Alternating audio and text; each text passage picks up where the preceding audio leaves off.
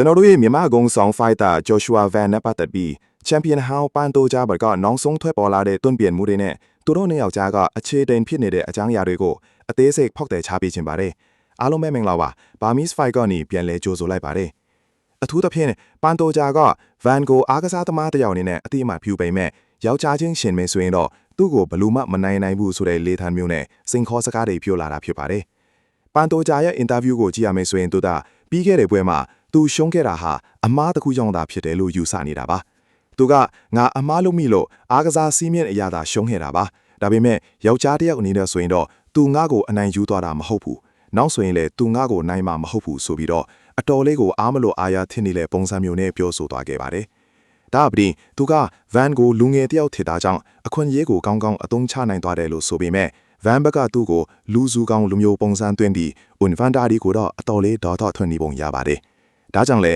Van ကချန်ပီယံဖြစ်ပြီးချင်းစင်ပေါ်မှာတင်ပန်တိုဂျာကိုမကြည့်ပွဲအတွက်ပြန်လဲစိန်ခေါ်ခဲ့ပါတယ်။နောက်ထပ်စိတ်ဝင်စားဖို့ကောင်းတာကသတင်းတောက်တွေက Van ပြောခဲ့တဲ့စကားတစ်ခုကိုပန်တိုဂျာကိုပြန်မေးခဲ့တာပါတယ်။ Van ကပန်တိုဂျာကိုဒါဆူရိုတာယာရဲ့အသေးစား version လို့တင်စားပြီးခင်ဗျားကဒါဆူရိုတာယာနဲ့တူတူပါပဲလို့ပြောခဲ့တာပါ။အဲ့ဒီအပေါ်မှာပန်တိုဂျာကငါဒီလောကထဲမှာကျင်လည်လာတာအနည်း20ရှိပြီးငါရဲ့အဆင့်အတန်းကသူတို့နဲ့မတူဘူး။ Van အနေနဲ့ငါရဲ့လက်သီးတွေဘလောက်ပြင်းလဲဆိုတာသူကိုယ်တိုင်ခံစားဖူးပြီးသားပါ။ငါကိုဒါဆူရိုတာယာနဲ့လာမနိုင်ပါနဲ့။ငါကသူ့ထက်အများကြီးပိုမိုက်တယ်လို့ပြက်ပြက်သားသားတွန့်ပြန်ခဲ့ပါတယ်။တကယ်လို့ Van သာသူ့ကိုအထင်သေးမယ်ဆိုရင်ဒါဟာကြီးမားတဲ့အမားတစ်ခုဖြစ်လိမ့်မယ်လို့လည်းသတိပေးသွားခဲ့ပါတယ်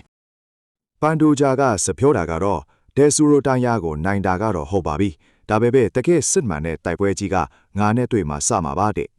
သူကနောက်တစ်ချိန်မကြေပွဲဖြန်ထိုးဖြစ်ရင်အရင်တုန်းကလိုအရင်စလိုမလုပ်တော့ပဲအေးဆေးဆေးနဲ့ငါးချီပတ်လုံး Van ကိုဒုက္ခပေးသွားမယ်လို့ဆိုပါတယ်။လက်ရှိမှာသူကဒိုင်းယာရီတက်တာနေပြီဖြစ်ပေမဲ့သူ့ရဲ့အဖွဲအသားတွေနဲ့အထက်ကလူကြီးတွေကတော့သူ့ကိုအချင်းယူပြီးတေးသေးချာချာအနားယူဖို့တောင်းဆိုထားတယ်လို့သိရပါတယ်။ဒါပေမဲ့ပန်တိုဂျာရဲ့ဖြစ်မှတ်ကတော့ရှင်းပါတယ်။ဒီနှစ်မကုန်ခင်မှာ Van စီကနေချန်ပီယံခါဘတ်ကိုပြန်ယူဖို့အတွက်သူစိတ်အားထက်သန်နေတာပါ။တကယ်တော့ပန်တိုဂျာဟာ Van နဲ့ဒဲဆူရိုတန်ယာတို့ပွဲမှာဒဲဆူရိုတန်ယာကပဲသူ့ရဲ့ grappling အားသားချက်နဲ့နိုင်သွားလိမ့်မယ်လို့ခန့်မှန်းခဲ့တာပါ။ဒါပေမဲ့ Van ကသူ့ရဲ့ခံမှန်းချက်တွေကိုအမားအီမားသွားစေခဲ့ပြီးဒဲဆူရိုတန်ယာကိုအပြက်အသက်အနာယူပြခဲ့တာဖြစ်ပါတယ်။အခုတော့ Van ကသူ့ကိုဝေဖန်နေသူတွေအကုန်လုံးရဲ့ပါဆက်ကိုပိတ်ပစ်နိုင်ခဲ့ပြီလို့ပြောလို့ရပါတယ်။အကယ်၍သာနောက်ထပ်ပန်တိုဂျာလည်းပွဲထစ်လာပြီး Van ကထပ်နိုင်ခဲ့မယ်ဆိုရင်တော့ပန်တိုဂျာလည်းနောက်ထပ်ပြောစရာစကားရှိတော့မှာမဟုတ်ပါဘူး။အခြေအနေတွေကတော့တကယ့်ကိုရင်ခုန်ဖို့ကောင်းနေပါပြီ။ပရိသတ်တွေလည်း